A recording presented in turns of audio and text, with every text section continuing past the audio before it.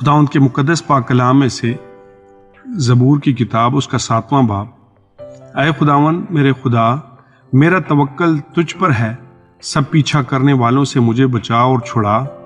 ایسا نہ ہو کہ وہ شیر ببر کی طرح میری جان کو پھاڑے، وہ اسے ٹکڑے ٹکڑے کر دے اور کوئی چھڑانے والا نہ ہو۔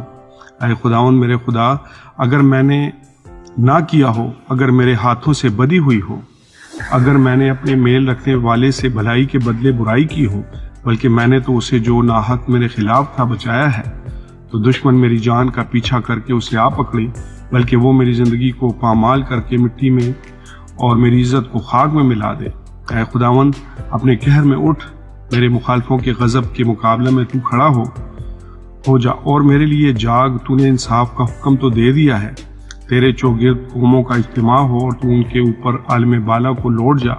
خداوند قوموں کا انصاف کرتا ہے۔ اے خداوند اس صداقت اور راستی کے مطابق جو مجھ میں ہے میری عدالت کر۔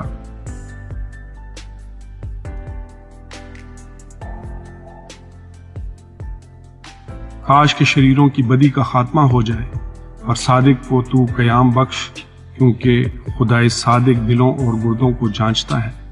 میری سپر خدا کے ہاتھ میں ہے جو راز دلوں کو بچاتا ہے۔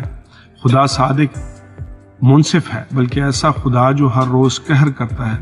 اگر آدمی باز نہ آئے تو اپنی تلوار تیز کرے گا۔ اس نے اپنی کمان پر چلا چڑھا کر اسے تیار کر لیا ہے۔ اس نے اس کے لیے موت کے ہتھیار بھی تیار کیے ہیں۔ وہ اپنے تیروں کی آتشی بناتا ہے۔